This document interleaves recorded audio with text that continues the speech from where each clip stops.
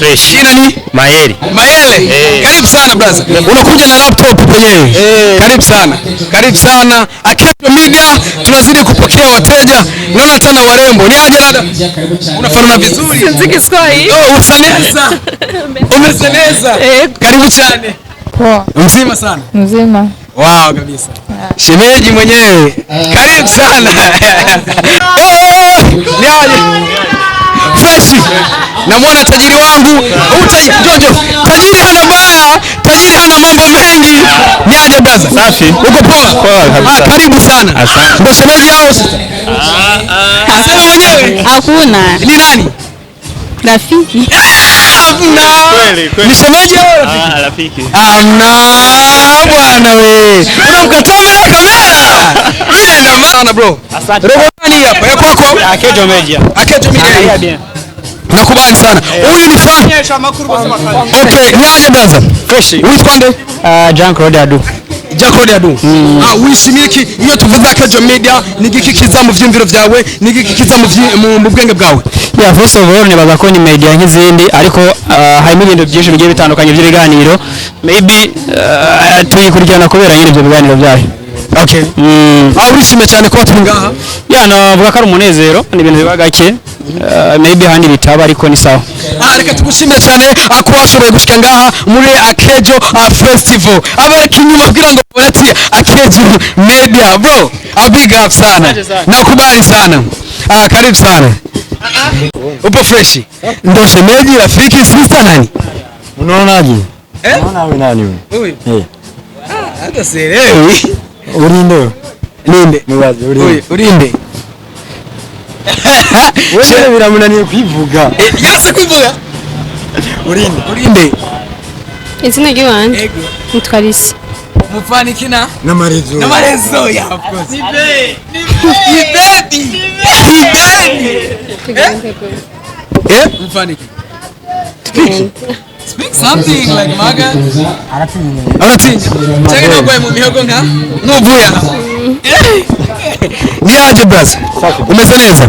Ambege tuvuze Akejo Media utahuriki canke nigikikiza mu vyimviro vyawe. Ya, Akejo Media icyambere je ntahura nuko kwanza isiguro y'iryo zina kwanza. Ni izina ubona ko rifise ejo heza. Umuntu wari wese ahakora. Ya, ni izina kandi umva yuko atari ikintu kibangikanya cyo nuko kwaco ahubwo gishaka gusangiza n'abandi. Twogwa by'iwanje barashigikiye Akejo Media. Ikintu ushimira Akejo Media. Ya, Akejo Media ndayishimira cyambere ntigira ushoboye ntigira kwimakaza. Kinini cyane nabonye iragerageza gutanga akazi ku bajene. Tari nko mujene abaye yakanagirije niyo bica biba nabi ariko Akejo Media uburyo bwose bushoboka irakwitaho pe nico kintu ndashimira. Uri abanyagwenya canke abasetsi bashoboye gushika hano muri bino birori vya Akejo Media. Ni kahe kabanga canke nirihe banga canke nikihe kintu ubona yuko abanyagwenya nkawe canke abantu basetsa canke batwenza batashoboye gushika ngaha ushobora kubwira? Ya ikintu babwira cyo bamenye yuko Akejo Media gikeneye abandi banyagwenya baza ngaha muri Akejo Media. Ya kandi ikindi nacyo bamenya nuko Akejo Media ifise imigambi myinshi ku bantu batwenza. Je nk'umuntu ari muri Akejo ndabizi. Ya ifise ubuhamya hari ibintu byinshi Akejo Media ikeneye gukora ku bakomedi ndetse no ku bandi bafise izindi mpano zitandukanye. Ya ariko ntibiyobora ngo bavuge ngo Marezo ngo Akejo Media niyo yakunze Marezo gusa. Ya hari n'abandi babakeneye. Ya n'ubu muri rubanza twarahamagaye abandi baraza. Ya barashika mugabo. Ngira baba bashitse niyo babe. Niba cyegwa. Tusiyazi. Sana we. Reka tugushimire cyane Marezo urumwe cyane wabana yishikira akuva ku ntango gushikana no mango tugeze Akejo Media twamaturi kumwe cyane nakaye kantu ubwiye batekereye abantu bari muri Akejo Media ubabwira ati je ndi Marezo ndi wa wundi ndi ahandi ndi kuri wa mwanya. Yes kandi gusa no tekira abantu ariko badukurikirana kuri Akejo Media nuko icyambere kwanza ibi bikorwa byacu bodufasha bikagira kure kugira tubone ako kejo rero kwa kacu Akejo k'abantu bose ariko barakurikirana ibintu byacu. Ya kinje kintu cyambere ndabasaba icya kabiri nuko kwanza ibyo dukora bo twereka ko badukunze apana guca bakawuka ari umuntu agira share partage ko nakoreka kagukunze na gato. Ya kuri ibyo turakeneye ingufu zanyu support yanyu bizoba bikwiye vraiment. Ya mutwereke faiblesse zacu kugira ngo dukosore. Reka tugushimire cyane ntugupinze uri kumwe na madame ni sawa turacari bato twebwe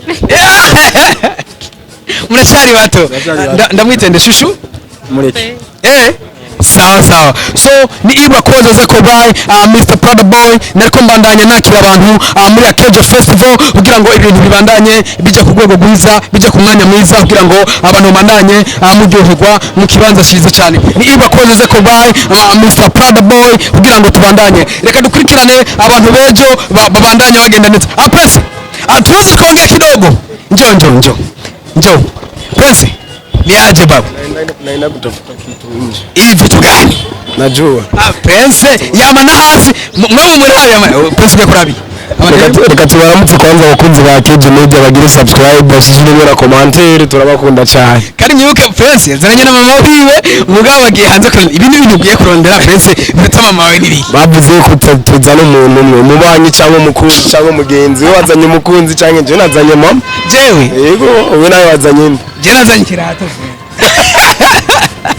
James nazanye kirato yangavye mwijoro yagwivye mwijoro wala ariko tubabwire yuko utazanye mama bayazanye umukunzi cyangwa yazanye umugenzi tubamenyeshe yuko uyu yazanye ubone hanze yazanye kirato pe nakubwije ko wahora ino agent fresh kweli kuri amakuru neza Akejo Festival umeze neza Akejo Festival umeze neza Akejo Festival nakweri kubu ikivugo ari Akejo Festival kubera turyohewe tuje kurya tuje kunoa kubera umunsi mukuru njyana kabasha baradutekerera Big Boss uramuzi none ari ije mbega Prince iyo tuvuze Akejo Media ni cyahe kintu cyihuta cyane kuza mu vyumviro vya Prince iterambere ku muziki w'u Burundi iterambere ku bakinyi iterambere ku bajene iterambere ku bintu byose amasosiyete amakompani nebutse kandi ukere ufise ibyo kwamamaza ni muri Akejo Media byose babiri ku mwanya kuko byaba bimeze yego wow reka nagushimire bro agenda uhiga mu kantu wagiye kurondera I don't know mugabo reka nagushimire so big up ni Ibra Koza za Kobai behind the camera nipo na mwanangu mzuri sana ambaye yuko poa sana anafanya ili niweze kuonekana niko poa sana ni Ibra Koza za Kobai chao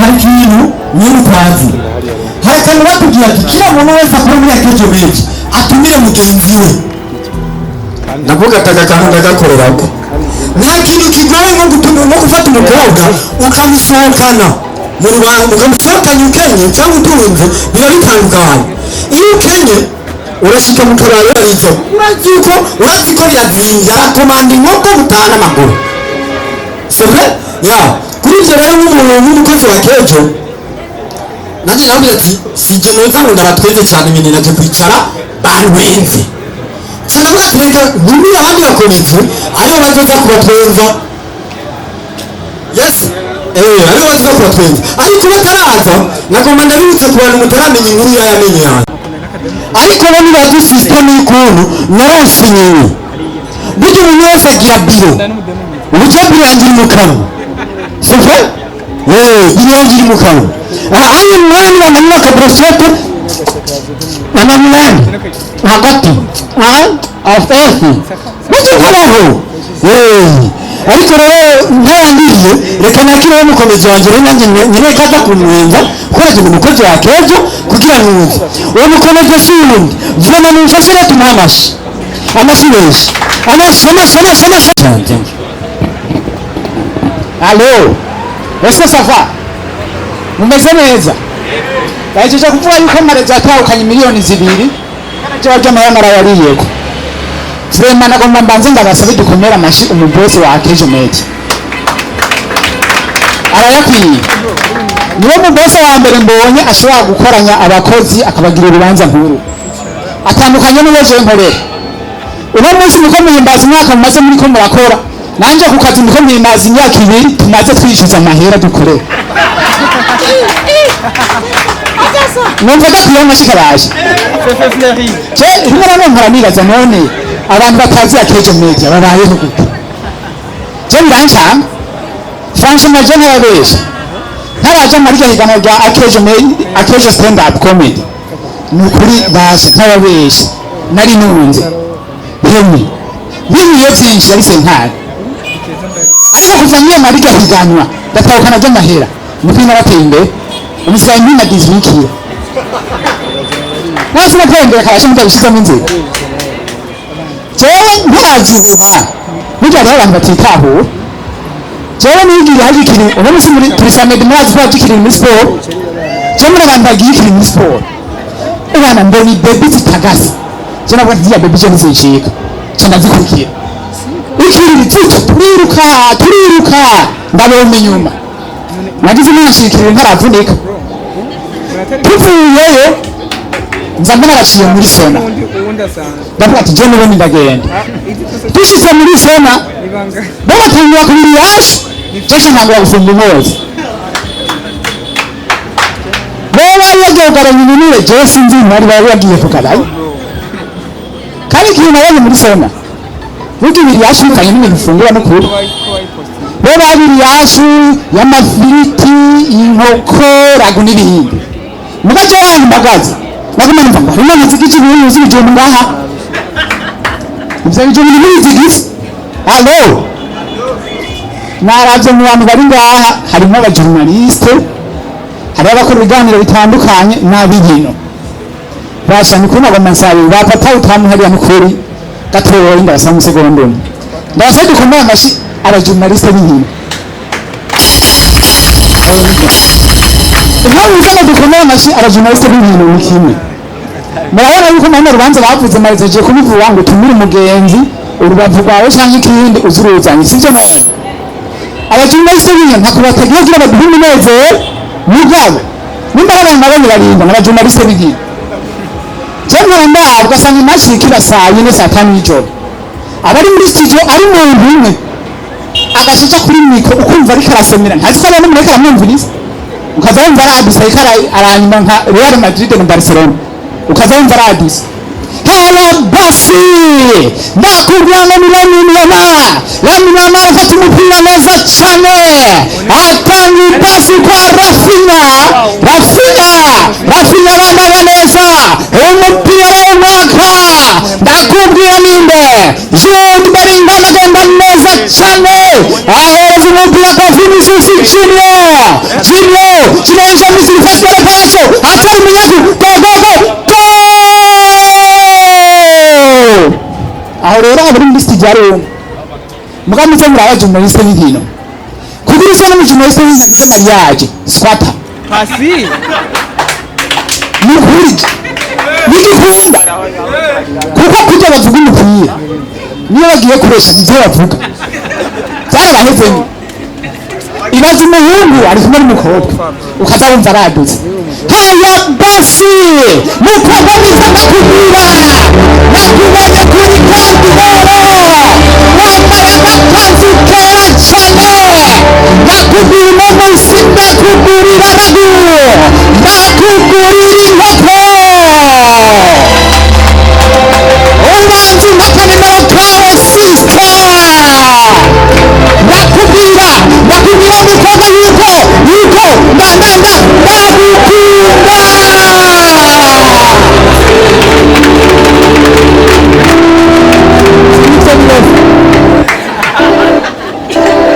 rero nuko bituma babayemo jewe prema ntabesha nagerageza kuba umujournaliste w'ingine mbwa namazemwo iminsi mikeya jewe ingorane nagize ni imwe narose ikibaka ku mpanda bagiye guhamba umuntu bashambye ati rero ingumi mu moderateur kwa dukunda kumva ku radio uvuga neza uzabwira abantu bikurikiye jewe ndagenda Sisa ku mpanda ncambiragiye ncamvura no tuvuga hariya cambaduka haya basi ndakubira igisigara gitwara neza cyane ikiziga cyambaye costume ya Bishop Domino haya basi ndakubwira ngo mutwaye muri serikali y'ibyuma apana mu mbaho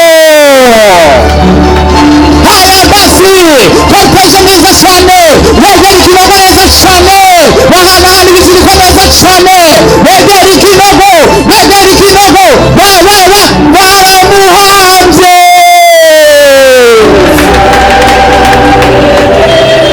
sinivyo birofa nukuri ntababesha ikiraka mperuka n'ico nyene murakoze kaza ibiraka vyinshi navyumvise nyine impamvu yabivuze ni hatari sana nanje ndimenyesha makuru ariko kandi sindi umumenyesha makuru w'inkino ndimenyesha makuru mu gisata cya entertainment muri mu muziki n'ibindi bitandukanye akenshi dukunda kuba dukurikirana ikiganiro nkora cyitwa idagaduro dukunda kuba dukurikirana n'abahejeje icyitwa Akeje Sport nako murantunga nako nyine irakaba Akeje Sport dukunda kuba dukurikirana n'abahejeje kuba bakora ikiganiro cya Isoko Sport hari ku muriyo mpamuryoherwa cyane iyo bavuze ngo tujya twakinga tuva hano twinjira mu kiganiro cy'umuziki hama bagaca batanga kuvuga ngo bagira baririmbe nabo nyine ngo n'abaririmbyi abamenyesha amakuru b'inkino bariko baririmba mu by'ukuri usanga bimaze ukuntu mpanda bumviriza nkatwe nk'abahizi atiririmba usanga ari ibintu bikomeye cyane fefe waramuhebeye fefe waramuhebeye mwakomera amashyi fefe mwakomera amashyi fefe ari abantu batwenga pole pole bataha abantu bakoze barya spaghetti spaghetti bisaba kurya nyene ukegere kutasama cyane nka kuriya twebwe twakoze turya amateke abana barasegere cyane hanyuma rero nyemerere mu vyahuro vyanyu tugiye kuba twakira nuvuga ngo manager wa Akeje Media ashika hano adufasha kwakira abashitsi agira n'ijambo atubwiye muri rusange mumfashe tumukomera amashyi ariko arashika hano James Sonzu amashyi menshi tumwakira muri kino kibanza ashika hano afise ibitabo afise amanvelope sinzi ko tugira gute afise n'ibindi byishamba amarori meza cyane n'inkofero n'inkofero nziza cyane mukavana ikinyerera n'inkofero nziza cyane mukomera amashyi kandi yashitse yasubeko karibu mahoro cyane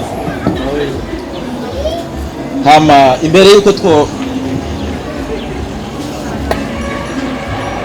twobandanya yuko nashaka guha kaze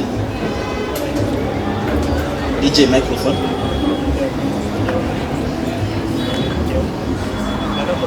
ya nikuvuga ndako ndavuga imbere yuko twobandanya nashaka guha kaze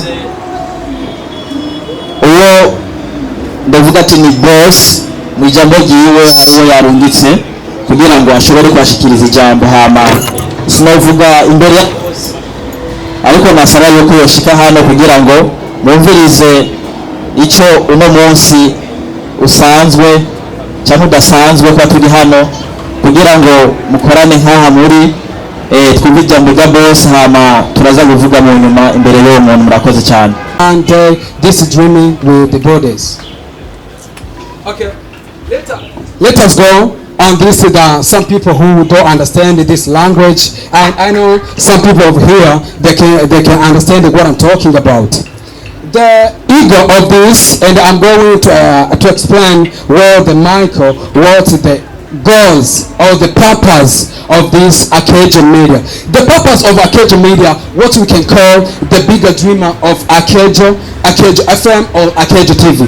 The bigger dreamer or the goals of Akeje Media is to continue grow of to entertain, heals, and they give the voice of their voices. Can you imagine? There is some people of here and this in Burundi, they don't know how they can provide to the people their voice. But according to the Akejo Media, you can use the voice and other people to know what your competition or your opinion, and to continue to understand what the goals were you going to. Here, let us continue of a special appreciations of gratitude. A special appreciations and gratitude. Here we are many people we have in this company. I mean that they are Nyambi Pasco, we have Samora, we have Nyambi Pasco, and we have Keza Frobe Audrey, we have Enoke Mucho, and the team of Akejo Sport. This one I'm going to collect and tell you that each one who is done in this company or this media. Let us start with this one who is called Nyambi Pasco. When we are talking about Pastor Nyambi, what? He's here? I'm not sure. Maybe I may ask. What? Yeah, Nyambi Pasco. Where is Nyambi Pasco? He's not here? Okay. When we are talking about Nyambi Pasco, the first believer in Akejo Foundation, Dream Account, and Genesis, traveling for hours, and the deliver donation.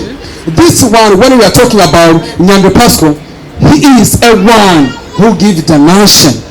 He is the one who gives donation. Okay. Pasco? She's a girl? Oh my God. And this one is telling me that she's a guy, he's not a boy. Okay. She's the one who gives the donation. I don't know. Alright.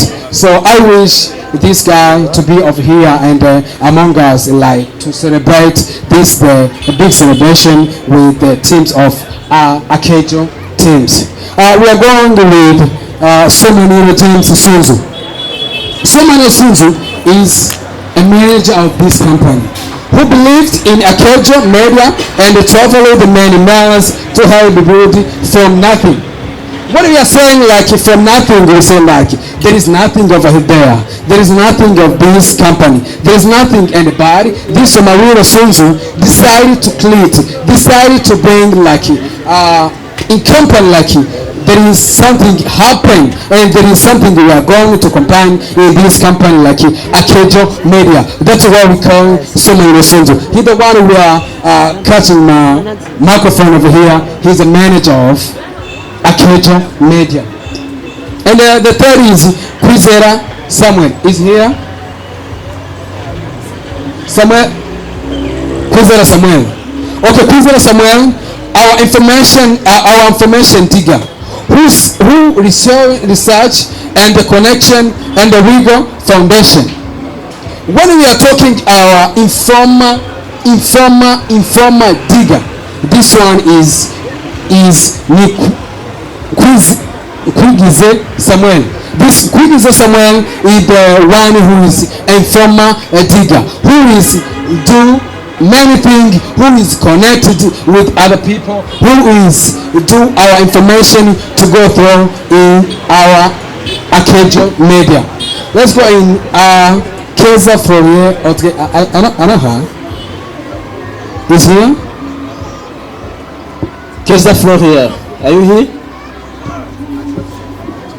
She's not here.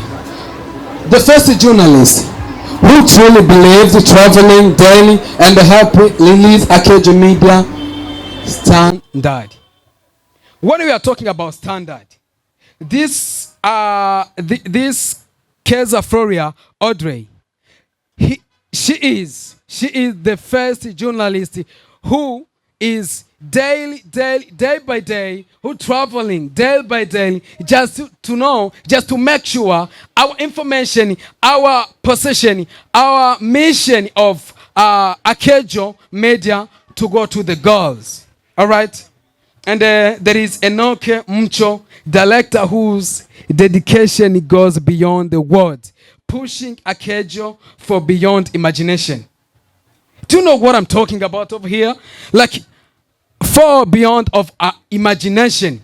When we are talking about Enoch Mcho, that he this guy who talking like some clap over him, yeah, please guys. Can you make clap over him? All right, I get you. All right. So when we are talking Enoch Mcho, he is the first direction of this company. He makes sure that our pictures, our videos grow through. This boss said that Akejo Media go far beyond imagination. Go far beyond imagination. We didn't think that this guy is going to do something like that. That's why this boss said that beyond imagination. The entire and Akejo Sport team. Here we have Akejo Sport team. So some people who is here, like entire Akejo Sport team. Nani? Wala jamaa team. Akejo team. Akejo Sport, where there? Abakora ikiganiro cha sports muri he? Muze hano imbere gato babone siko? Akejo Sport, please. We can. Please guys, yeah. Make clap for them, right? Make clap for them, praise.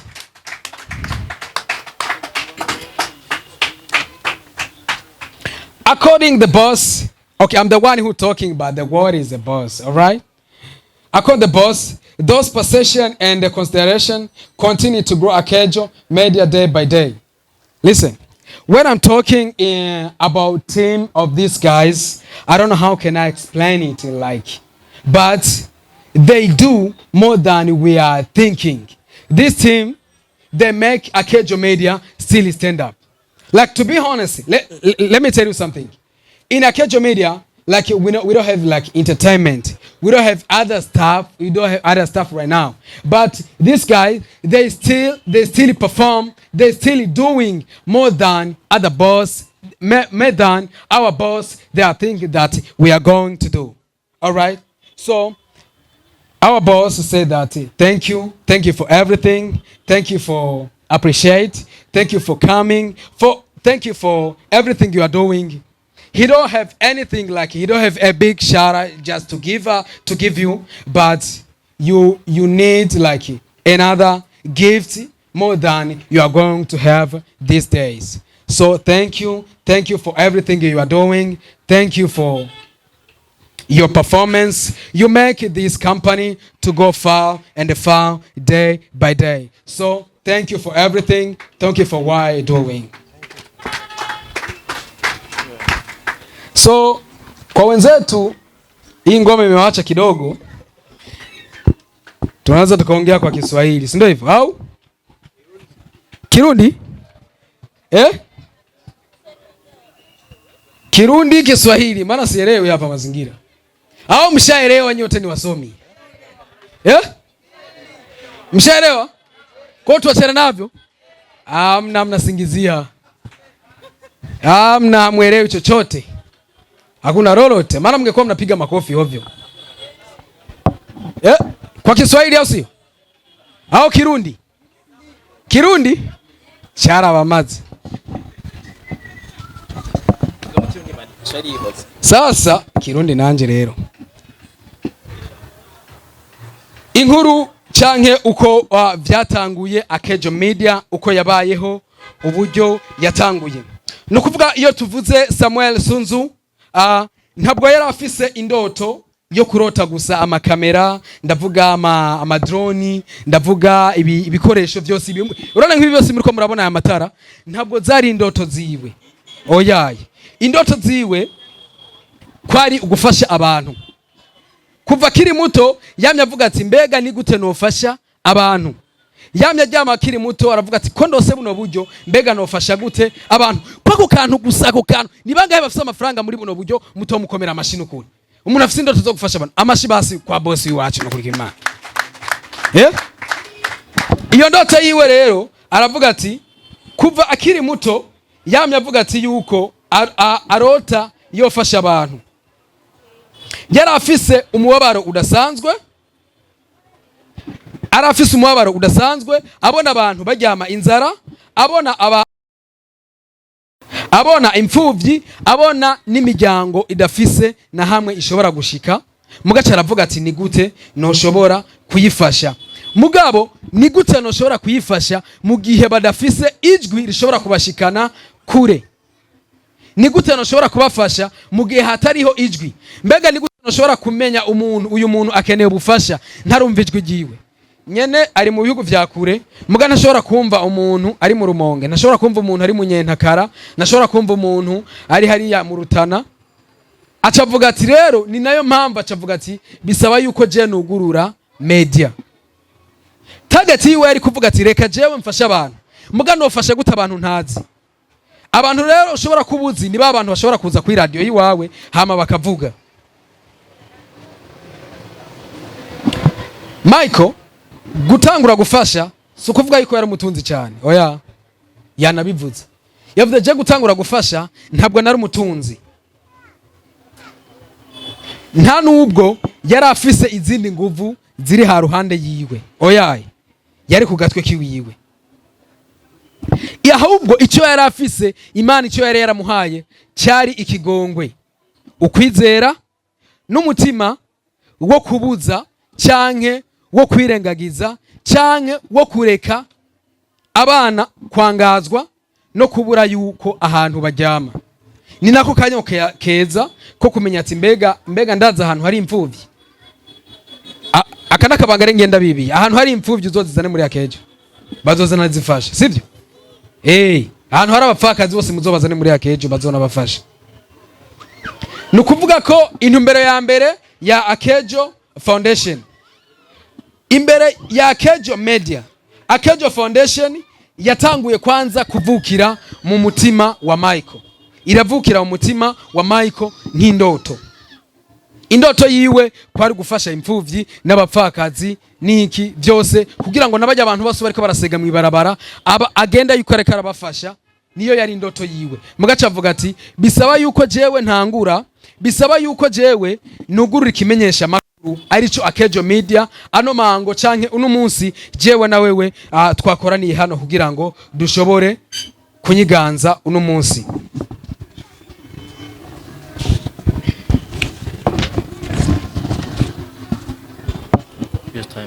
Yeah.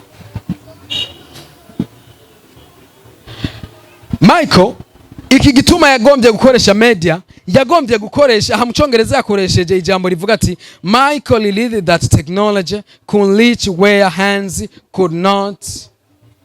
Do you understand this? Nukuvuga ko igituma yakoresheje media kubera ko media ishobora gushika kure ku buryo ukuboko ahantu kudashobora gushika. Media ishika kure, ijwi irishika kure. Inacho gituma yakoresheje media.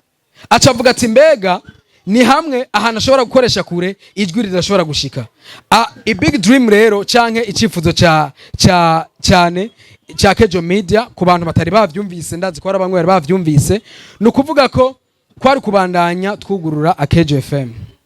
Nico cifuzo cha boss wacu, nico cifuzo c'uturongoye. Icifuzo ciwe nukugurura Akejo FM na Akejo TV. Iyo ndoto ibandanye ikura muri we gushika no mango je na wewe turiko turaganira no munsi. Ni ndoto itarapfa, ni ndoto ishobora gushika kure, kandi ni ndoto yifuza yuko iyo ndoto arabona yuko izoshobora gushika kure kandi igafasha benshi mu bantu barenga 10,000. Hama reka tubashimire cyane.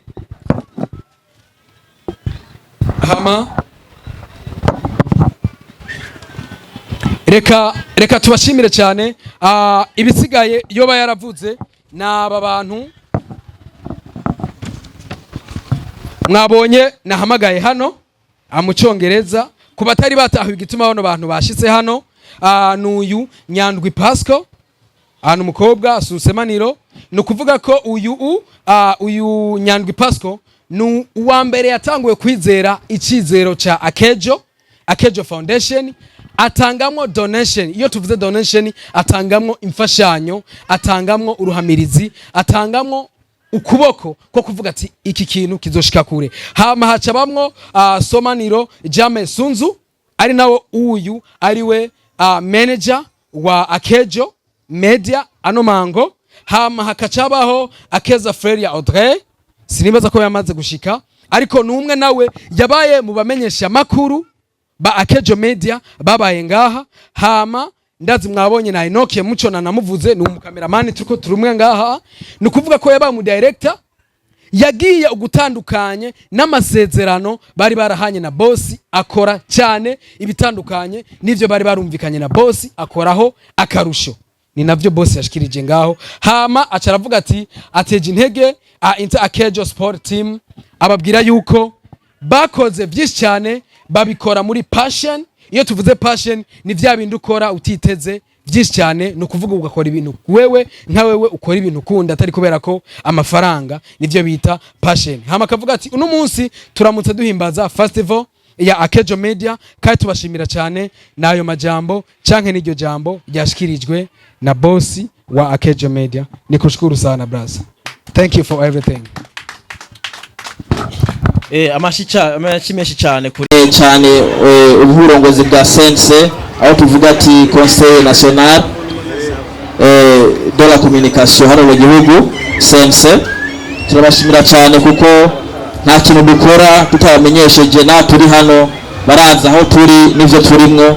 Turashimira cyane sense aho muri, kandi tukashimira cyane n'uburongozi bw'igihugu kuko turagikunda cyane kandi turifuza ko ibintu shikika bigenda neza. Hama kubw'ivyo ukuvuga shimye kurangiza ngira shikirize ico boss yanungikanye nkishimye ku bantu bitanze werekanye akigoro mu bikorwa byo guteza imbere Akejo Media.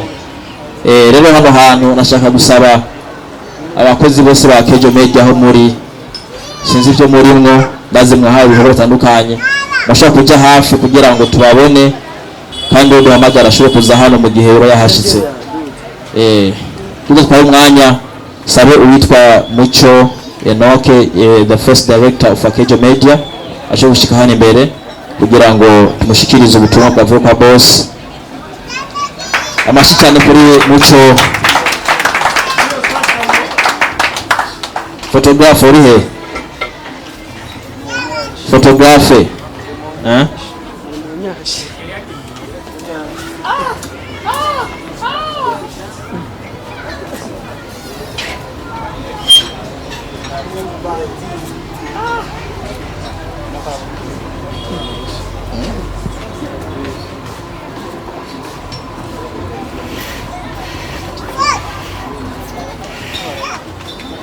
hama hari ikintu kigeze kuhaba muri Akejo Media icyo twita amavotes.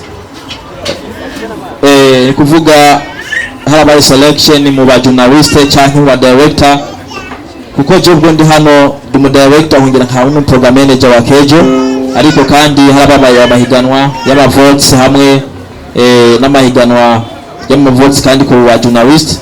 Rero ku ba director washo kuwa mbere ni umuntu mubona hano yitwa Enoke right cyangwa Muco Enoke byose ni sawa. Amashimwe cyane hano tubona hano atawukanye Uganoke ndabivuge nkuko yagiye cyo kuma post atwaye 500,000 ya amashimwe kubwiwe. Hama turamagara uwitwa Audrey ari hano. Angwari mu nzira. Okay, araza gushika hano ni ashika turaza kuvugana nawe. Hama turamagara witwa Nyandwi Pascazi. Nyandwi Pascazi bari hano. Nyandwi Pascazi na nyene ntarashika. Okay, reka tubandanye ku wundi yitwa Sami ntawuhari. Okay, hariho witwa Provis Rudike wakora ikigo cha sports. Nawe ni umwe mubona hano ni kuvuga ndashaka kuvuga icyo gatoyi muri abo bakoze abahiganwa y'amavotes cyane uwa mbere ashobora kuba akurikiranwa cyane muri Akejo Media unashoboye kuba uwa mbere mu journalism baba journalist abanyesha makuru amashimwe shikiriwe nawe nkuko mwabonye ku maflyer yagiye ahaca ku mbuga ngurukana bumenyi yatuvuga YouTube, Facebook, Twitter, Instagram n'izindi zitandukanye nawe yatahukanye agashimwe k'ibihumbi 500 amashimwe shikiriwe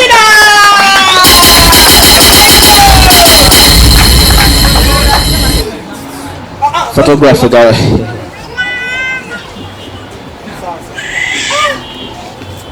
na kostime hama turabandanya n'uwitwa Houston yabari hano Houston ahari ashikirana imbere kugira ngo nawe ashikirizwe agashimo kiwe ni kuvuga bano bantu bamagaye hano naho bitanze cyane muri Akejo Media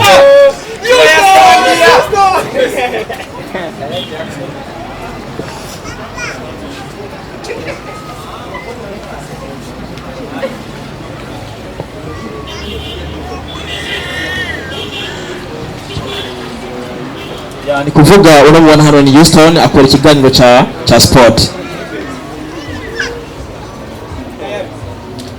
Okay, hama turafise no witwa Tatiana sinzi ko bashize hano Tatiana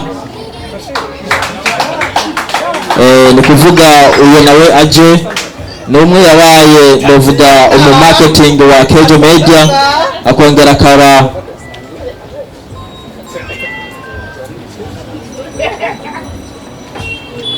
uramubona hano yabaye marketing wa Kejo Media yongera abana mu secretary wacu ni kuvuga igifaransa kira hani cyinshi cyane ayiyemera bacaza ngandi bakavugana none nawe turamushimira cyane kubwo yanyizigirwa cyane muri Akejo ni kuvuga amashimwe cyane nawe kuri we tumukomera amashi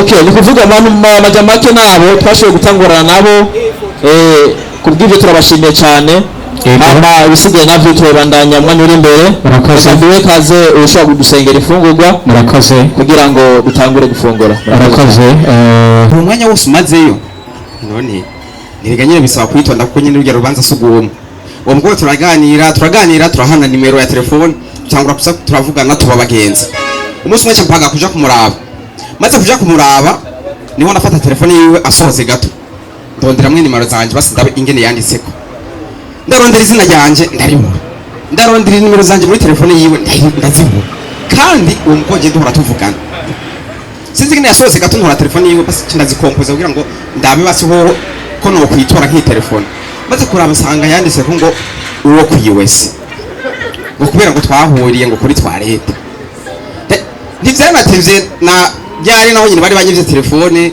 nja kuyirondeza hariya kuri page musanze muhaza aho baza kurondereza ama telefone bibivye kugira ngo bagufashe kuyirondera naho nyine kandi swa kwahurira n'ikindi gitangaza cy'umukobwa uyu mukobwa nawe twaraganiriye twatera inkuru dufise ubu telefone buto amaye nimero ziwe turavugana nk'ibisanzwe nawe mpanga kuja kumuraba nkakumenagira wa wundi nawe shisi wabo yari umuhadandaza ibitumbura ashita kubinzanira ntora telefone yiwe kurondera nimero zanje ndazibura kandi twahora tuvugana kwandika mu izina ryanje ndabura nimero nje ndazikompoza ndi telefone nawe nshasanga yanditse ko ngo uwo bivye ngo kubera ngo twahuriye kuri page ngo twese batwite tugiye kurondera ama telefone cyangwa nabintu by'abakobwa filime by'ubu n'urudubi nk'uko bari bivuga amarezo ariko ngo barasoma Bibiliya nibaza abantu muri ngaho umupasiteri bita Isidore Mbayahaga ndibaza mwese muramuzi ariko je nshaka tuvugana kuri tutabeshanye nimba Mbayahaga mumuzi nubwo muravye Mbayahaga n'ubutunzi afise n'amahera afise n'ibintu byinshi arongoye hano mu gihugu cyacu Burundi ariko habuze iki kugira ngo agura hagutse hama yitwe Mbayahagutse oya apaninda bavuga ati Mbayahaga twebwe natwe dushaka yitwe Mbayahagutse kuko arafise amahera yo kugura ahantu hagutse sinzi ko mwari bavyumvise yari yagiye kwitoza mu ntara ya Mwaro ngo abe chef de zone ahantu bita Igihinga ariko ruguru musanzwe mubizi nk'iyo umugabo n'umugore bashwanye canke abantu bagiye batandukanye uhunze ahungira ku batware none nk'ubu Mbayahaga iyo bamutora akaba kibahaga nyene hakacagira nk'umuntu ashwana muhiriwe agahungira ku mutware eske Mbayahaga kibahaga nyene ariko cyamuraza ariko biratangaje cyane nkuko rero nari nabiberetse iki ni gitabo mu bitabo bimwe nkunda kwifashisha mu gihe mba ndiko natanga ubuhanuzi nkuko nyine sanzwe ndumuhanuzi abashobora kwandika bandike ubuhanuzi bwandikiwe abo muri Akejo Media n'abarundi bose muri rusange ubuhanuzi bwa mbere bavuga buti nuko uwumva amajambo yanje wese agasanga yatwenze asa n'umuntu w'ubwenge yubatse inzu yiwe mu gisandema naho abapolisi baza gusaka ntibashobora kuhashika ariko abumva amajambo yanje bose bakaguma bandaba nk'abatazi ivyo barimo ntaho batandukaniye n'umuntu yubatse inzu yiwe mu Nyabugete arara adasinziriye yicura kutanganye ku mwanya n'umwanya ushobora kumutwara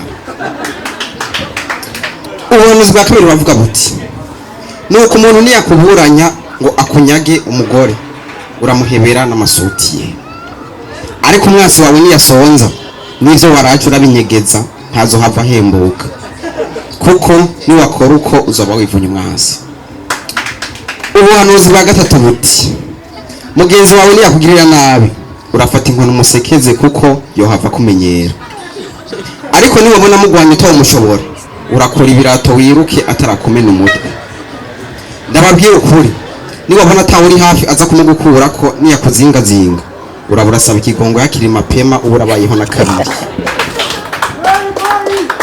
ubuhanuzi bwa kane baravuga buti nuko umukobwa wese amaze kuvuga ngo sheri wiwe ni Yesu yitegure kuzobibazwa mu ijuru kuko yari violence kwitwa sheri umuntu atigeze akoresha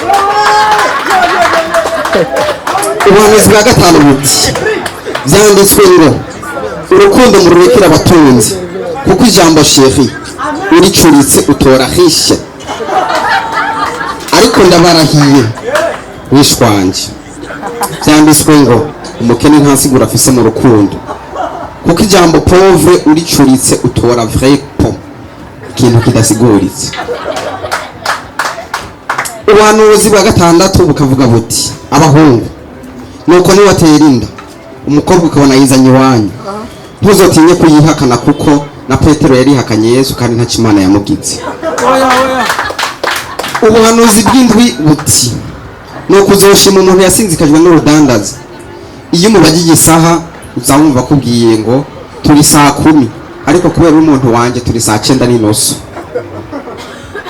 nuko byanditswe ngo nimba ukundanye n'umukobwa yavutse mu myaka y'igihumbi kimwe amajana 999 kumanuka byoba byiza uhagaritse kumwita sheri ukamwita tantine kuko iyo si umukobwa ni isaha donc ça n'est ariko kumenya MC Yes sir. ubu ni mwanya wa nyuma na nyuma ariko bakomeje murazi ko bakinga uramuzi tamuzi jengira nemera imbere y'amaso yanyu ko tujya demire bamaye Zari siyo. zijya demire bamaye Abari muri shinda bibuka. bivanye n'izi braga tewe zijya demire bamaye ni kuri kw'Imana Kandi nibande musirane niwe namayeko. zijya demire ni kuri kw'Imana baraye nibandenganije zari kwimiye kuko iyo bazimuha iyo bazimuha agaza kuvuga ngo bakene n'igikundo uyu nanjye simba nasohokanye ishuri wanjye mu rubanza rw'abandi Rusiye. akaje nabwo ngo mwamfashije sinari bwasohokanye ishuri wanjye ariko nanjye ni kumutumira ngo yatisheri ngenda kwisinya ngenda kwisinya Wahaguruke. bakizana inkoko Haguruka mu mushariri ariko ubu bakoze sisiteme y'ugutevya ndavuga tekana umukote niko kenera mwiyagurukije amatisheri ngiye gukomanda abantu bari muri Akejo Media ntibadusuzugure cyangwa induko azaboneka gutya ibibuka kumenya ngo ba nagene ngo umugabo n'uyu umugabo n'uyu kabisa kumbe nawe ni Akejo ndabivuze akiri ngashe aho ndagimenye kandi shimire arikeri murakoze cyane murakoze kuza kwishigikira na mukasi na Regis abo n'abantu baciye kuri muri Akejo babona yuko niyengagize umuntu biragerageza uko bishoboka Kweli kweli. nubwo nshimira abajurnaliste bagumye bavuga ko nabonye Papa Tom njyewe nari ngize ikibazo nkiri muhira numvise Papa Tom kure Papa Tom Mbese rero butamu n'uburyohe. sasa njye muri jye navuga ati hari abantu bakwirinda mu buzima n'umuntu amaze kwitwa papa utamu yaba mu kurya ibijyanye n'inyo ariko arajya uyimagina ko biryoshye yaba ari kumwe n'umukobwa wimagina ibyo nyene urabyumva uragira ngo ati jesi ntoki imbere ya papa utamu ndi kumwe na shere wanjye ubwo shere wanjye muri mind yo nukuri jya ni papa utamu yo ndahinduye musija oh my god nakuri ibyo rero nagenda bashimiye cyane mvuga ati Akejo Media mwaradufashe neza mwakoze ibishoboka kugira ngo mubone ko na komedi igize igeze byaramaye icyubahiro muri industry y'u Burundi kuba naratsinzira ihiganwa ryo muri Akejo Media kandi byarerekanye ishusho nziza kuri jewe kuri je ndashimye cyane by'inkoramutima umufashe gukoma amashyi umufashe gukoma amashyi bwa Akejo Media yakomeye kabisa ndatangazwa n'umuntu yanga gukoma amashyi mugabo igihe turiko turagikika hose ukaba bitatu hama murakoze cyane misirika size umwana wawe murakoze mani gozagire cyane muha amashyi umukomeza atahaje miliyoni nteko mfisha none muha amashyi barezo mani gozagire usara urachafisi deni 2 milioni ndugu yangu na nyuma ndio senye sura mako mani kubone nawe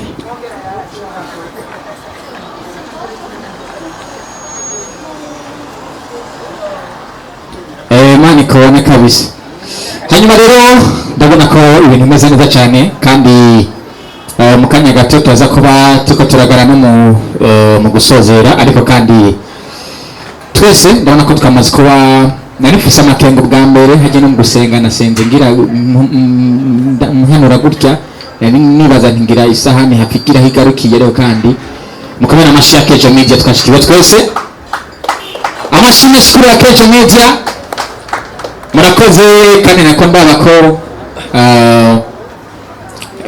twanashikiwe no kukantu k'akanyobwa nabonye twese twashikiwe ubwo rero ya majambo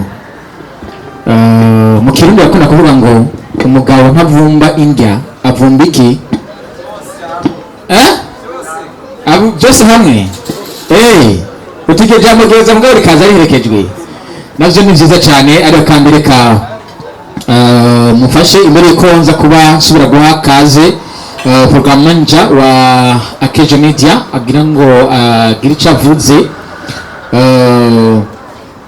reka wanashima mu binyemereye ndamuhereko aze ashike hano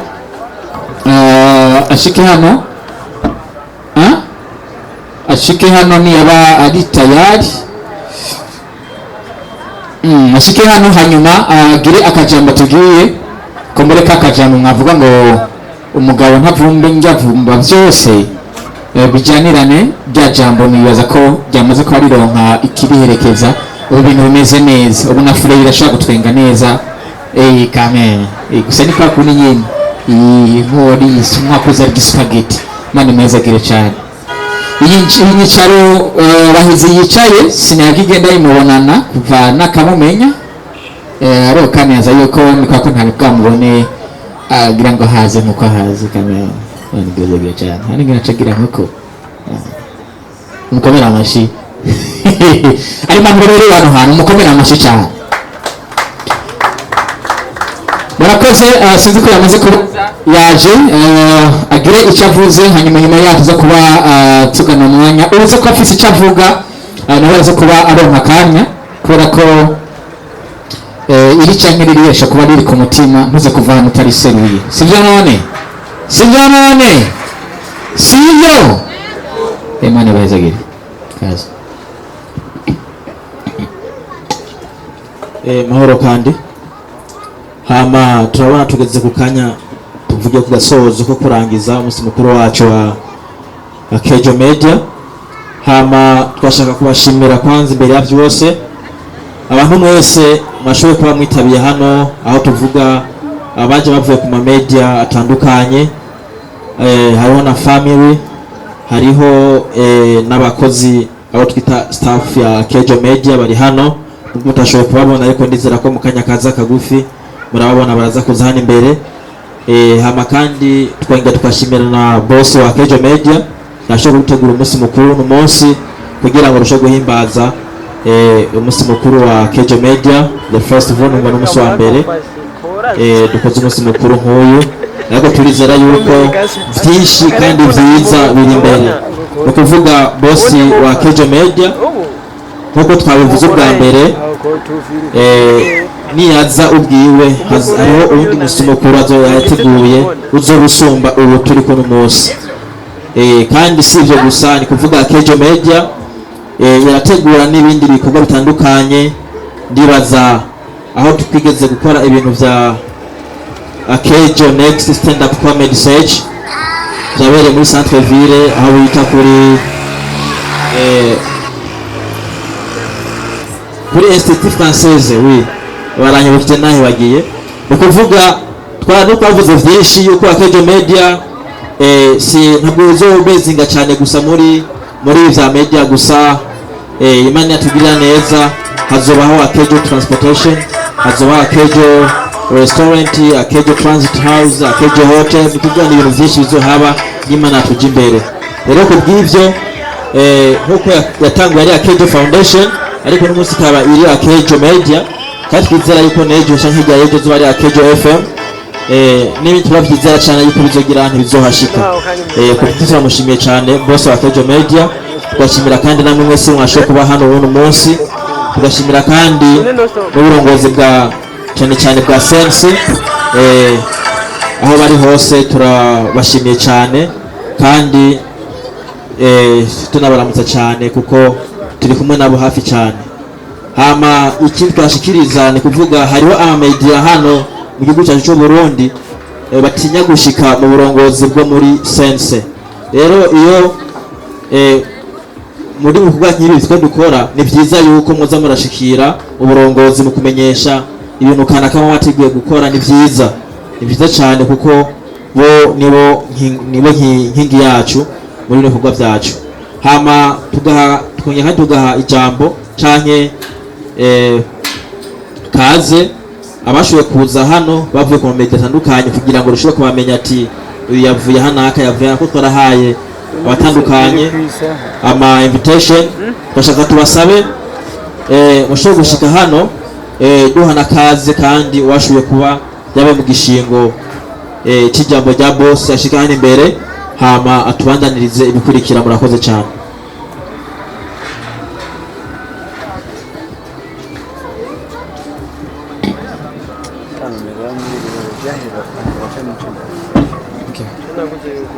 Assalamu alaikum. Salam. Ndugu zangu humu ndani. Tupo. Mpo? Bwana sifiwe.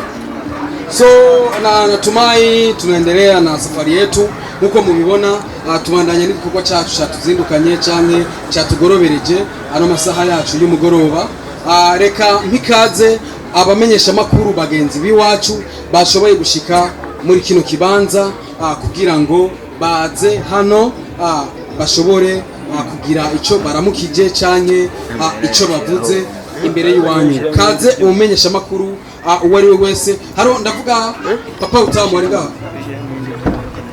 papa utamu papa kirimo abajene benshi ndabona ko harimo umuvuduko mwinshi cyane kandi ndabona ko umunsi ku wundi kirakura mfatiye kubyo igihe natangiye kukibona mbona barocinga studio yabo mbona umumenyesha makuru uyu Sengiyumva Clovis kuko ari mu bantu twarabana ama-entraînement y'umugwi w'urunani mwijabe ndibuka ko ndi mu bantu bana mu propose yuko yoja mu itangaza makuru kubera ukuntu twaganira basket ukuntu numva yivuga aratebara naza rimwe ndamwana aramwakiriye muri studio za Buja FM nkikora muri Buja FM nkaraba ari umuvuduko biriko n'ugwego amaze kugira ko IQ yiwe cyangwa se coefficient intellectuel yiwe ugwego imaze kugira ko nyuma yo kwaje muri Kejo Media ndabona ko nikimenyesha makuru kiri ku muvuduko ushimishije reka nongere ko nakandi kantu kuba bakorana n'ugwego rujeje ibyo kumenyesha makuru mu gihugu cy'u Burundi CNC binyereka ko ari abantu bafise vision de loin cyangwa se biyumvira mu buryo bwagutse kuko abandi benshi bakorera online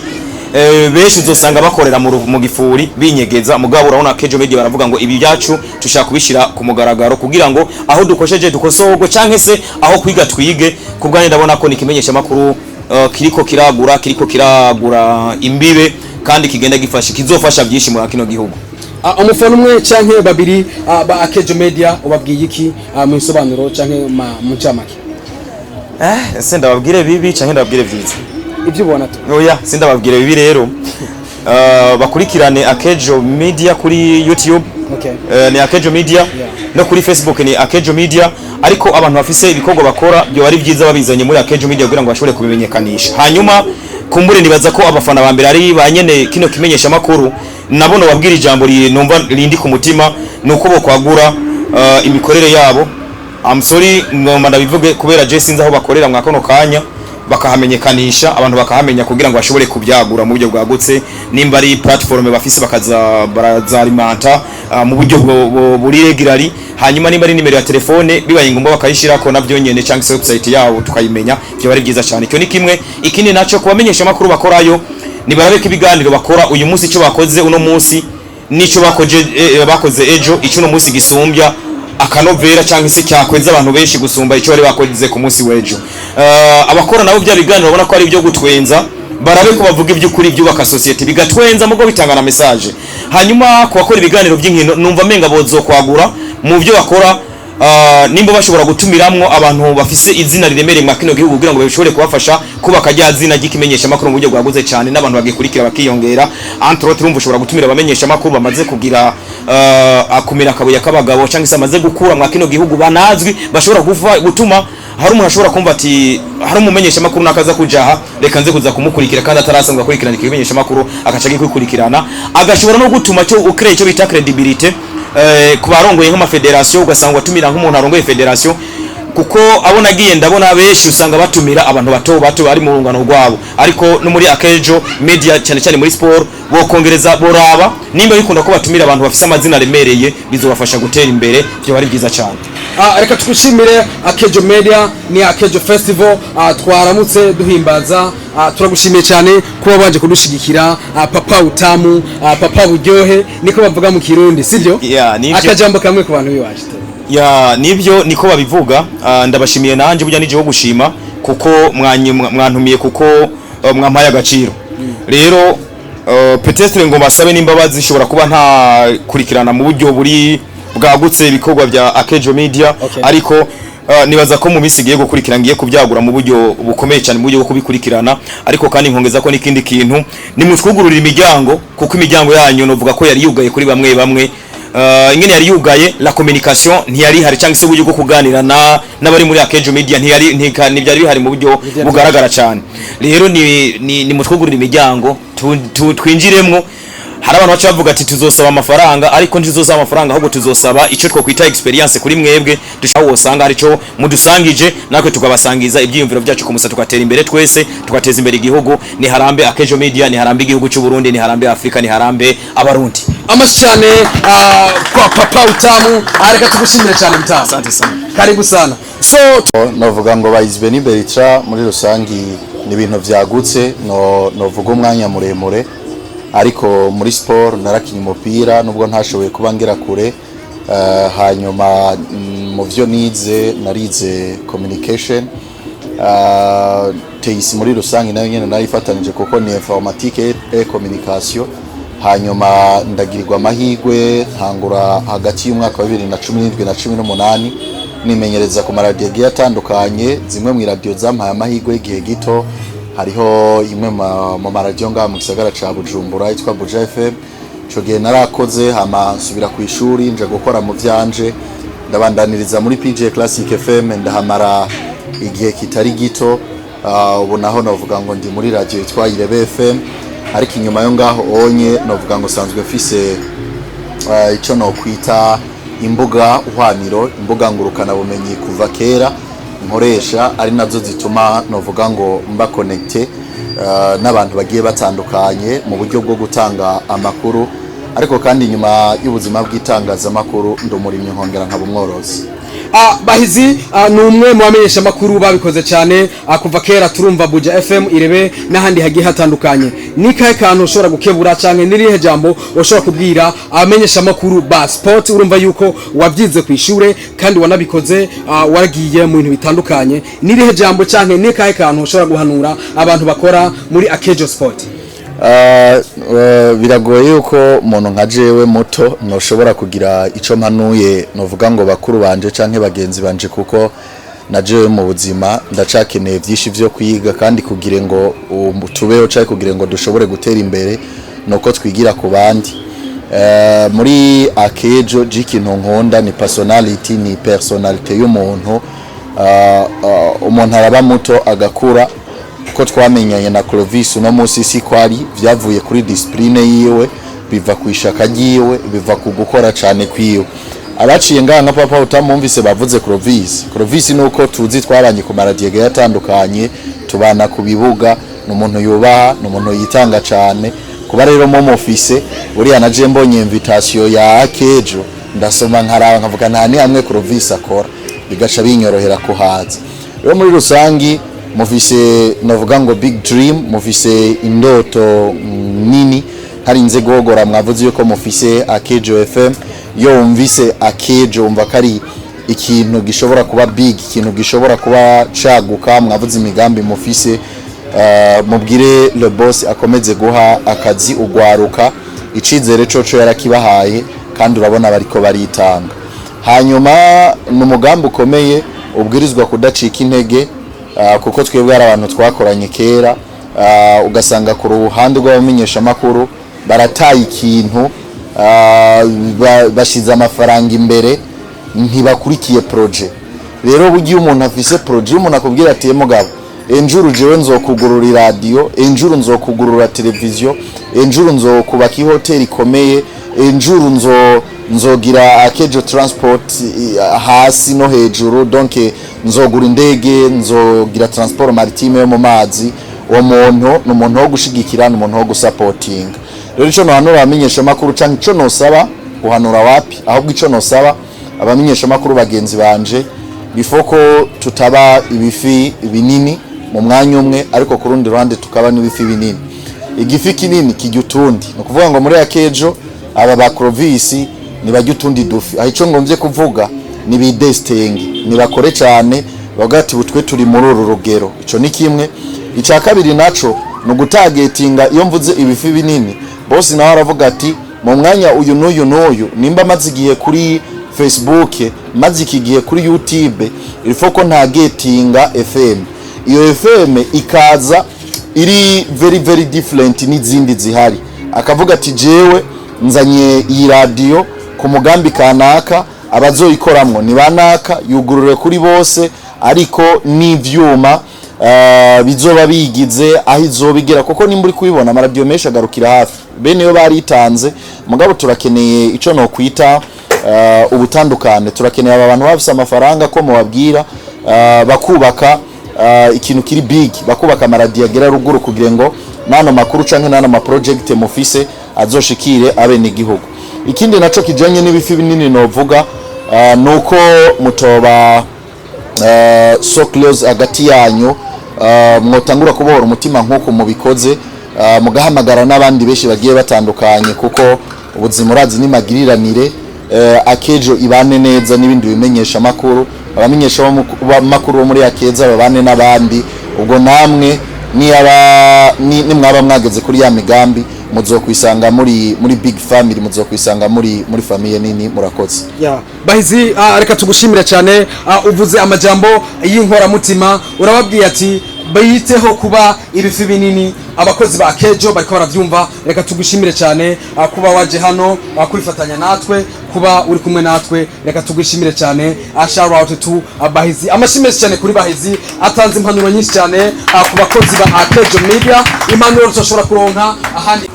Mbona kama vile umegoeka, mumeze neza cyane, tubongera kandi mwatose.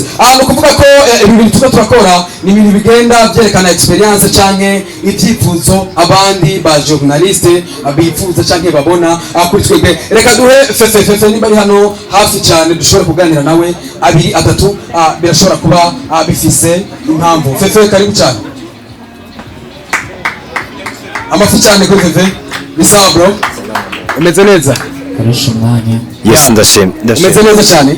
Ndashimye Imana. Reka nagushimire cyane fefe. nanje ndabashimiye cyane. Iyo tuvuze Akejo Media ni gihita cihuta mu bwenge bwawe nka Fefe? Umuntu yumvise media urumva ko ni umuntu yumvise media urumva ko ari ikinyamakuru. Ubwa mbere na mbere bagenzi banje bashoboye kubivuga yuko reka nshimire novuga ati CEO canke mwene kino kinyamakuru kuba yari yumviriye nabati gushimira kino kinyamakuru ko mugiye murabivuga afise vision ya nabati nini ya cyane. Ubwa mbere na mbere afise umutima wo gufasha burya iyo creatinze company nuko wifuza gufasha abandi mu kubafasha no kubaha akazi kuko ndibaze ko Akejo Media abakozi bakoramo ni benshi kandi icyo nakunze nuko harimo ugwaruka batari bake. So navuga yuko ni ikintu nishimiye cyane kuri Akejo Media kandi ni ikinyamakuru ubona yuko ku muntu ari update muri entertainment ndavuga music canke sport arazi ikinyamakuru Akejo Media. So amajambo abiri canke atatu atera intege nka Fefe avuga ati je Akejo Media canke abakozi ba Akejo Media ndabateye intege muri buno buryo nayahe?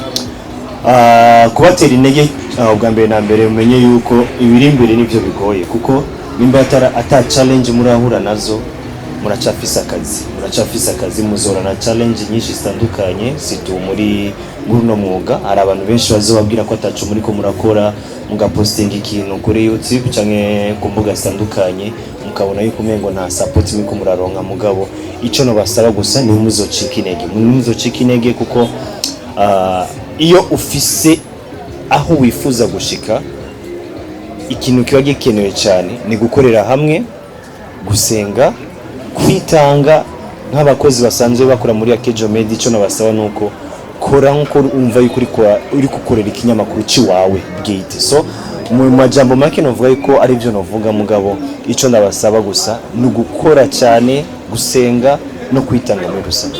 Okay, abatazi Fefe akorera he? Fefe bimeze gute abakeneye kumukurikirana? Fefe muri gute? Fefe nsanzwe ndomesha makuru y'inkino kuri Iteka FM. Sanzwe kandi mfise n'imbuga sanzwe nkoresha YouTube nitwa Fefe Fleri, Facebook nitwa Fefe Fleri 257, mfise hafi aba followers barenga ku 23. Kuri Instagram naho nyene nitwa Fefe Fleri 257. Murumva yuko kino kibanza turi kumwe n'inkandagira bitabo niko novyita. Turi kumwe n'abantu bashoboye n'abantu bakoze ibintu byinshi cyane. Fefe aravuze ati nimujejare nimuzocika intege kuri byinshi. Reka tugushimire Fefe ku mwanya wawe uduhaye n'agateka canke n'impanuro uhaye ku bagenzi bawe. Amashyi menshi cyane kuri Fefe. Reka tubanaye kora ko n'umwanya usa n'uriko uraturega. Reka tugende kuri Kelly nimba ari ngaha hafi cyane akoresha umwanya kugira ngo tuyage abiri atatu ko turandanya turyoherwa tumererwa neza turi kumwe n'abandi bamenyesha amakuru. Ni Prada Boy Mr. Irakoze Zekorai namba chafu nambara ntibambare ayo mazina yose ni gwawe. Ego bro ameze neza meze neza cyane gose ndamutse n'abari ko baradukurikirana n'abashitse ngaha muri bino birori bya Akejo Media. Karibu cyane ke murakoze cyane gose mwatwakiriye neza twaryohewe. Iyo tuvuze Kelly abantu bahite batahuriye. Uvuze Kelly ni umujournaliste wa sport, ni umuntu ushobora kubaza amakuru yose ya sport surtout menshi yo mu Burundi. Sawa, offside nka Kelly. Offside ni iki? Bon, nibaza yuko abantu bose bazi football bazi ko offside ari kurarira. Sinzi ko mu Kirundi bivuze ushobora kugitabura uyo. Kurarira. Nigiye umukinyi yaronse umupira canke bampaye umupira ari imbere y'aba defenseur. Nigihe mutaho nakurikirana football ni mugihe. Bon, nigihe afite muri football kiraza yuko umu adversaire aje imbere yuko barakinana. Rero iyo yari offside aba yaronse umupira yaraririye. Bon, ikindi kiba benshi bavuga ni kurarira. Nijyari umukinyi wa muha rouge cyanye red card. Biravana nk'ubu yumva utukanye arabita ashobora guha rouge. Canke ukiniye uyundi mukinyi nabi. Geste iri violent nk'ubu par exemple agwaye nka tackle ku Murundi ashobora carton rouge biravana si ikintu kimukora ni ibintu byinshi ukora ariko ushobora gutuma abitatu navuze bibi utukanye ukiniye nawe windi mukinyi kenshi ni ivyo bibiri ibi ikindi nta kindi gani nijyari bamuha kocha rouge kocha kenshi baba batukanye kenshi aba yatukanye yego Keri aravuze ati yuko ndamaje ibibazo gusa bisanzwe kubera ko byinshi bagiye bariko barabivuga aravuze ati kugira ngo bashobore kumuha rouge umukinyi ni kuvuga aba yavunanye canke yatukanye canke yagize ikindi kintu kitari ciza en fait muri football arbitre arafise ubwo burenganzira gutanga carton rouge en fonction y'ivyo ajuja yuko ari anti-jeu ibidakorwa muri football. So reka tugushimire cyane Keri wimva gute canke wibona gute kubera muri kino kibanza ca Akejo Festival? Bon nk'umumenyesha makuru ubonye abandi bamenyesha makuru bagenzi baguhamagaye ni iteka bisigura yuko muri uno mwuga bisaba ko hakora urukundo kwiyumvanamo kuko hariho benshi bibaza yuko muba muri abadversaire bakibaza neza yuko ujya mumenyesha makuru mugenza utumutumira mu birori vyawe mugabo aje ngaha ni question gusangira iyo experience no kuvuga muri Akejo Media urabona uko bategura ibirori byabo twebwe muri Akeza ni twabahamagara namwe muzoze mucoca mbona ko nazo dutegura ibirori byabo Ferife muri iteka bahizi muri irebe papa utamu no kuvuga twaje ngaho gushigikira abagenzi bacu badukora umwuga umwe kuko abari ngaba nabimenye muri football canke mu mwuga wo kumenyesha amakuru simpaka byose ububizi hayo nkaho je nk'ikibuga je ntajayo mudufate habaye match Gitega yindi Makamba umva umenyanye nawo muri Akejo kabaza mbega mwege ejo magiye kwa match he ahubwo je narindi ibujumbura we wari uri Gitega uramuwaza ibujumbura byagenze gute no kuvuga rero iyo waje gushigikira undi mu journaliste mugenzawe ni muko kuntu ko kunywana kunga ubumwe no gufashanya mu kazi ka misi yose. So reka tugushimire ni Keri cyane umukeneye kumenya Keri cyangwa gukurikirana Keri iyo mukura hevyo genda gute kugira ngo bamenye ati uwo tuzokumva iri zina azoba ari Keri twabonye hariya kuri Bera bakurikirana Akeza Sport. Turagushimiye cyane Keri reka tugushimire cyane amashimwe cyane kuri Keri ayavyaje imbere ya no tabona hejeje sawa reka tugushimire cyane agro karibu cyane kutakuzi cyangwa kukeneye kumenya witwa nde uvahe ukora iki cyangwa bimeze gute ya ku mazina niso n'abavyeyi ni Niyonsenga Firma nkaba ndumenyesha makuru w'inyakuri radio Ejo Heza FM ansanzwe nkomoka mu ntara ya Buhumuza mu ntara ya Rugariko umwuga wanje ngira mwumvise nkora itangazamakuru janye na sport ibiganiro bya sport ndetse no gutangaza inkuru zikibiriraho. Jean-Claude hano turi muri Akejo Festival ukirose invitation nigike cyahise kiza mu byingiro by'iwawe bwa mbere na mbere nabanje kwishimira ubutumire na Ronse na cyane ko ari kinyamakuru sanze nkurikirana cyane ndetse maze kuba rimwe na rimwe mba umutumire nkaza gufashanya n'abagenzi bacu bakora iganiro cya Akejo Sport naravyishimiye cyane ndabona ko ari na experience by joy kuko tuhahurira n'abantu benshi bagiye batandukanye biyo uri kumwe n'abantu batandukanye mukagirana ibiganiro haraka akunguko genduragira uko bukeye ko bwije. Sawa reka tugushimire cyane kubera ko usa n'umwanya ukura turega nka wewe umusesanguzi w'inkino canke wiki ariko no kubaza gato cyane nta kibazo ni sawa ibitsindo vya nyuma vya Real Madrid byabaye bingahe ibitsindo vya nyuma vya Real Madrid nova ko abariko bakina no mugwi bariko bakina na equipe ya Manchester City cyabaye igitsindo kimwe reka ndagushimire cyane amashimwe cyane ku majambo avuze afima reka tugushimire cyane kaze kandi nitwa gutuma ko uzoze dusa twihuta cyane adu Jean-Claude ni bari hano tugana dukoresha umwanya cyane kugira ngo twihute adu arashari hano arishari hano yagiye araje yihute akoresha umwanya turabona witwa Akeza nako Fleuria salama umeze neza bro meze neza cyane gose ndashimye Imana ndabona wambaye n'umupira wa Akejo nari narawurose Akejo watango kwishikira ryari ya safi harahize umwaka uri kurashigikira niyahe nyungu cyane n'ugwaye ruhombo wasanze muri Akejo Media nta ruhombo kuko novuga ngo media uzikurikirana ko ugikurikirana novuga ngo ibindi bigiye bitandukanye hariho peut-être ama media dukurikirana ngaha mu gihugu cy'u Burundi hari nayo dukurikirana yo hanze nibaza ko rero kumenya makuru udafise amakuru nibaza ko tubaho neza kuko nico kintu cyambere nibaza ko kuba twaje ngaha nuko twamenye information ko ngaha zoba ikintu bivuze ngo amakuru nico kintu cyambere mu buzima umuntu agirako sawa Adu nka Adu utamuzi cyane akeneye kumumenya avuga Adu akora iki cyane Adu asanzwe akora iki Adu asanzwe novuga ngo ari umwe mu muntu novuga ngo mabanyisha makuru b'inkino ariko asanzwe nkorera kuri Linox TV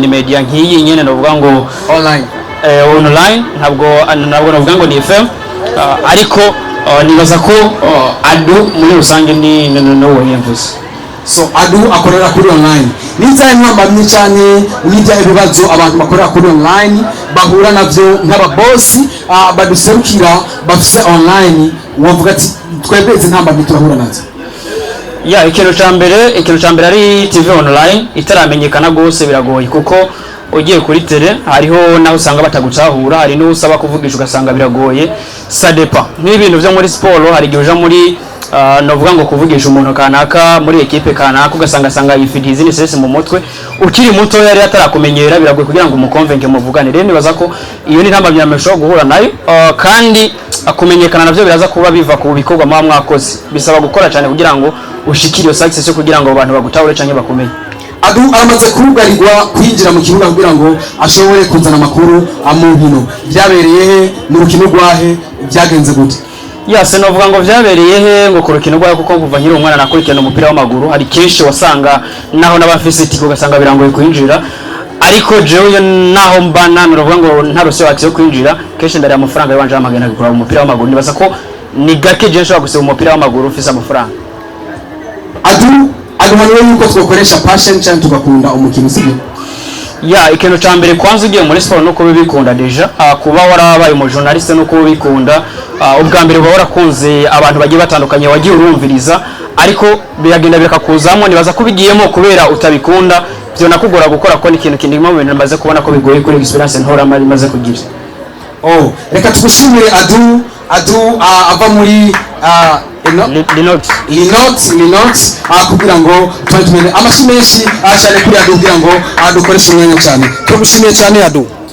namwe murakoze cyane sawa so thanks sana umwanya usa n'uri kuraturega sana kugira ngo ibintu byacu bibandanye bimera neza cyane amazina sana yangiye turagiye kuri Papa Shalom nimba ari hano ashobore gusimbuka aze dukoresha umwanya cyane kugira ngo bigende neza numuhitinze urakoze ni sawa bro safi sana neza ndashima Imana karibu cyane muri Akejo Media murakoze cyane ahubwo nje nuko karibu kubera ko narangutanze kuyinjira ariko ndabizi ko ubizi yuko ndahari kandi Imana igwezagire cyane ndisanze muri rusange murakoze sawa iyo tuvuze Akejo Media ku bantu batayitahura wowe nka MC Shalom mwatanguranye jewe ntarinjira cyangwa je ntarabayo ni iki watahuza cyane jewe ntoshobora no gutahuza abandi bantu muri Akejo Media bumve kazoza keza okay konyene gusa birakwiye urumenyesha makuru Akejo wananiri utuvuze MC Shalom abantu batahuye iki bigenda gute urakoze cyane jewe twa MC Shalom I'm the master of ceremonies the activator vibrator ni de la famille mais non de la famille imfura minani the match the first born Bonnerig umwana w'inkuba Mr.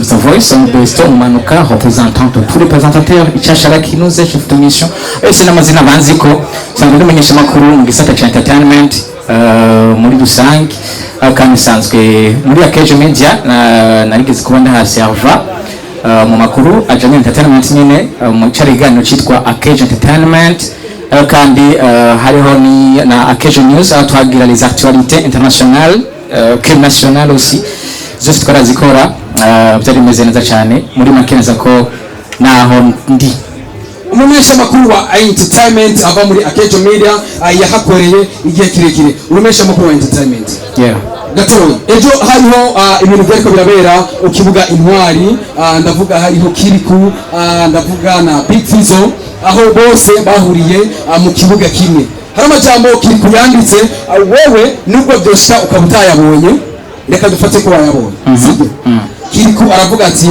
ishaje nibagwe Kiriku uramuzi kandi usanga muri entertainment iryo jambo ryo rikwiye yuko ushobora kwandika ku rubuga rwiwe agwandikira Big Fizzo uno munsi mbere ko ndakwishura manze mfate kuri kana karuru gatoya uno munsi hamwe wowe irakoze urara ku mupfumo hanyuma kashuzinduka abantu bose bakomenye kubera ko waraye ku mupfumo nibice bisigura yuko uje uruta abandi ba presenters bose bari bigeze kuba bahari ahubwo icyo ukwiye kubaha ububaha hajya ahantu hose uzi bajya bakuru bakubagize donc ari bigereranywa n'ibitagereranywa uno munsi nshobora kugereranya ntushobora kugereranya abandi journaliste ba sport benshi ntushobora kugereranya Lamine na Messi ni ibintu bitagereranywa uno munsi Lamine mu gihe ciwe antuka Messi nawe arafise akabuye kandi rero ibyo ntibigereranywa uje kugereranya amazina abiri hakiri ko akiri na Big Fizzo kuvuga ko yari ihenze sukwihenda ashaka kuba ari uko yiyumva uno munsi kandi numva uri proud ari gihe usanga munezero ari mu hevyi umunezero nawe hari gihe umuneshi banga gusanga vuze nje utari kuvuga no kuvuga ko wo uri umusasambuzi w'umuziki ndavuga entertainment muri rusangi ndavuga hano iwacu abaririmbyi benshi babazi nicaye ikintu hano ndazi hariho abantu bafana b'umuziki n'abafana ba sport ndazi ko umuziki utabagwa nabi nicaye ikintu ubona gihara umuziki kandi abantu benshi batazi wewe nk'umusasambuzi w'umuziki igiharawe mu muziki yani igihara mu muziki ushobora gushika kuri international no munsi ikintu gihara mu muziki n'urukundo cyonyene gukunda donc l'amour kwanza de la patrie gukunda igihugu ariko kandi no gukundana hagati yacu muri rusange nico cyonyene abahanuzi bashobora gutekerera abantu bakora entertainment muri Akejo Media uko nayo wahaciye n'ibintu ushobora kuvuga ati abantu bose bakora muri entertainment bace bugufi nico cyonyene bace bugufi gusa yego cyonyene reka tugushimire aravuga ati abantu bakora muri entertainment muri Akejo Media Mr Shalom aravuga ati nimwicishe bugufi kubera ko inzira ni ndende cyane gose sawa reka tugushimire cyane nakoze handa gushimiye reka akira mikoro karibu cyane reka tubandanye kugira ngo tugende turangiza cyane MCCC ari hano MCCC oh wow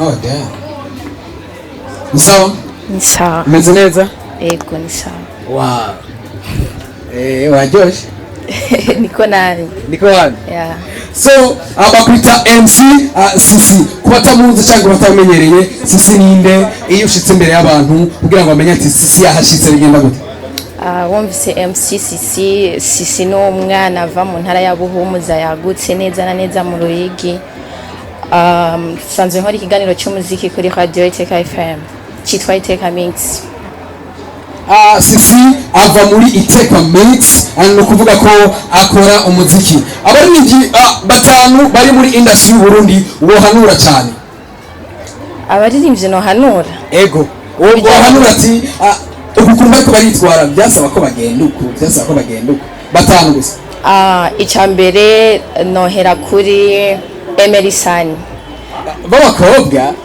avuze b'abakobwa no b'abakobwa bamwe ariko bigenza neza ariko novuga nka Meili ntariko arakora umuziki muri no minsi novuga nka Mona Walda ariko peut-être ko ari mu by'urugo nabanze abijere neza kubera ingoma zibiri ntizi bavuga imigeri ibiri ntitereka umwanya umwe Imana gusa ni ishobora kuba umwanya umwe ahantu hose mu bakobwa Meili navuze Meili navuze Mona Walda abandi nibaza ko bariko baragerageza gukora no kuvuga ko abo hanura ni babiri gusa turi muri ya mico y'ikirundi bavuga ati umukobwa ntiyokora iki umukobwa ntiyonira turafise umuraperi w'umukobwa ariko arabyifatamo neza sibyo nica ikintu umuraperi gusa wabuze ko arabyifatamo neza noshobora kuvuga muri no misi nk'ugezweho yitwa Gladys congratulation to her. Arabizi cyane kandi ariko abyitwaramo neza. Ni yahe ntege cyane n'aya majambo ushobora kubwira abarundi kubera ko turacabona yuko umenga abana b'abakobwa turi kuri carungana bavuga ati okay umwana w'umukobwa ntakwiye gukora ibi ntakwiye gukora biriya. Ni cyo kintu bashobora kubabwira abarundi no kuri media ya Kejo kugira ngo bashobore gutahura umwana w'umukobwa cyangwa umwigeme cyangwa umugore kuri nkawe umwana w'umukobwa cyangwa umwigeme. Icambere numvise Kejo Media numva fight for a better future. I mean numva kugwana nejo hazaza. Ni kuvuga ubu mu Burundi twaramaze gutahura neza ko ico umuhungu yokora n'umukobwa yogikora. Ubu nibaza ko ivyo bitakihari ubu iriya l'égalité de sexe. Umuntu avuze yuko twe batetura imico y'ikirundi ucumishoboye. Avuze gute? Tuko turatitura imico y'ikirundi nta mukobwa agiye kugira hip hop. No, ivyo sivyo, si gutitura imico y'ikirundi. Gutitura umuco w'ikirundi ni kuvuga ngo ni gufata ugacurika nk'umugani, sivyo? Nk'uwavuze ngo imigeri ibiri ntitereka, akaca avuga imigeri ibiri iratereka. Numva ivyo ko ari vyo gutitura imico y'ikirundi, ariko nta kintu na kimwe umuhungu yokora umukobwa atokora. Yes. Wow, reka tugushimire MC Sisi akajambo gamitekereye kubamenyesha makuru ba Kejo Media uko waje hano ku birori byabo. Akajambo kamwe ko turafise nabigeme muri product iwacu cyangwa muri company iwacu na majambo yahe cyangwa ni jambo ushobora kubatekereza. Icambere n'ubuntu, kugira ubuntu biguha abantu nabo bakaguha ibintu. Icya kabiri nabonye mengo mushira hejuru ikiganiro cha sport gusa, ariko hariho n'ibindi biganiro bimeze neza mwoshira muri media yanya abantu bakabikurikirana bakabiraba, kubera ko sport hari abakunda sport, hari abakunda music, hari abakunda ibintu vy'iterambere ry'ugwaruka, hari abakunda amakuru y'ikirundi etc. Rero nibaza ko ikigira kabiri ntimwoshira imbere cyane nkuko nabibonye sport gusa, n'ibindi biganiro mwobishira imbere kubera ko hari abantu benshi badakunda ivyo bintu vy'imipira, bakunda ibindi bintu. Kigira kabiri bimeze neza men. Reka tugushimire kuko ano mwanya usa uriko uraturega. Reka tugushimire cyane MC akajambo reka ndagasubize kuri MC yampaye. Urakoze MC Shalom. Urakoze big up bro. Mumukorera amashi cyane kandi David. Murakoze hanyuma twe tugana ku musezero. Abantu bumvise izina rya Audrey bazabona kubona baragusari umuntu bashimira cyane bafashije n'ingo ahaguruka rya Kejo Media. Audrey aratari bamubonye nimekuja nayo bana beza cyane meze neza cyane ndabakumbuye. Baramutse abari ngaha ugira icyo babwiye kandi uraberewe cyane. Uracyatunganiza nkake gira turabe nyereke singa mutsatrabe nyereke merci. Okay, Ramsa nagira mvuge ngo ndababwije mwese, ariko reka mvuga ati amahoro y'Imana bane namwe. Mumeze neza ko ntabumva mumeze neza. Nzi ko muza kuvuga gose kubera yuko James nacerewe nsanze byose mwabimaze, nibaza ko ingufu mfite zose. Oya naramazi. Okay. Achaza gufotora nabonye James yaje kuzana ya envelope. Ni envelope yiwe. Okay. Photographer yeye. Wafoto? Yabivuyemo. Foto. Ingo. Ego, ndabamukije mwese muri ngaha ari abanzi n'abatanzi. Nitwa Keza Fleur ya Audrey. Ndumwe mu bakoze kuri Kejo Media, mu bayitanguye d'ailleurs. nabona nkora iki kiganiro ca gospel, nkakora video mind, nkakora ivy'intahe, nkakora n'ibindi biganiro bitandukanye. Rero twagiranye ibihe vyiza, ni nayo mpamvu uno munsi ndi ngaha. Rero ndishimye kandi no kuba ndi ngaha. Agushikirize gakota fotora kanditse ko Audrey atuka ako Merci beaucoup. ni agashimwe kuvaya kwa bose barukihereza Najeje. twajeje Ari ikindi. mukomera amashimisho cyane rero muriko murasohoka ariko arasohoka hanyuma dusinge turangiza Imana turagushima ko wari natwe abantu twamuri ibikorwa byose turagushima kandi ko wari kumwe natwe Tati. Bisaba basi.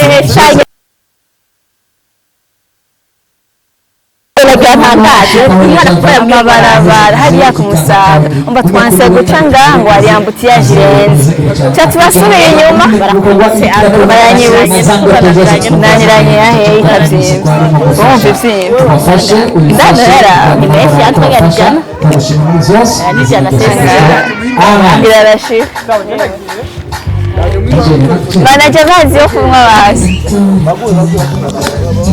manaje ujya mu rugo urubanza rwa kera